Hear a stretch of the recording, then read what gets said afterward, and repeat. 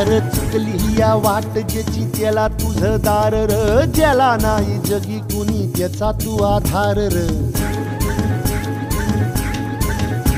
हे आलो देवा घेऊन मनी भोळा भावर, सेवा गोड माझी ही मानून या घे.